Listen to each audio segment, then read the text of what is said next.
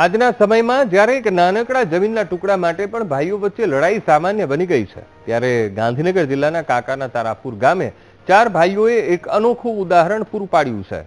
બ્રહ્મભટ્ટ પરિવારના 4 ભાઈઓએ 100 કરોડ રૂપિયાથી વધુની કિંમતની 58 વીઘા જમીન ગામને પરત કરી દીધી છે.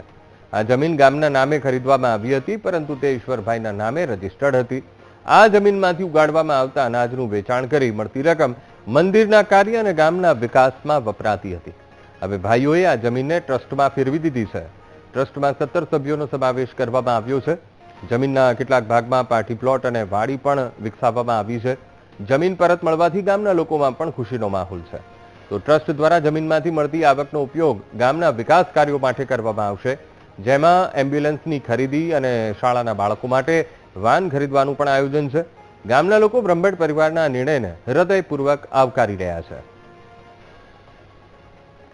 એમની જમીન આપણને ટૂંકમાં સુપ્રત કરી આખા પરિવારના એમને મત કરી બધા આખા પરિવાર એકી અવાજે બોલ્યો, ગામની છે ને આપણે ગામને આપવાની છે, આપણે કંઈ છે નહીં એમ.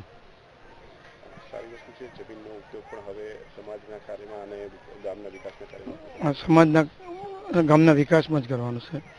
આટલા વર્ષોથી એનો વિકાસ જ જમીનના પૈસાથી થાય છે.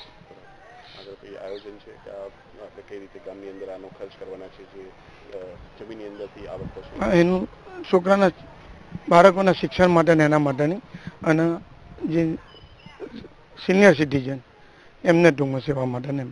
આ એક એમના કુટુંબે બહુ ઉમદા કામ કર્યું છે ગામ માટે, અને ગામના ભાવિ માટે આ જમીન બહુ સારી રહેશે અને ગામનો વિકાસ સારા પ્રમાણે થશે. નાના બાળકો જે કલોલ જવા માટે કંઈ સાધન નથી, એના સાધન પૂરું પાડશે. અને વિધવાઓ માટે જે છે આમાંથી વિધવાઓને જે સહાય કરવાની છે એ પણ સારી રહેશે. અને જે નાના બાળકોના નાની બાળાઓ માટે સ્કૂલમાં એવું ચાલુ કરવાની વાત ચાલે છે.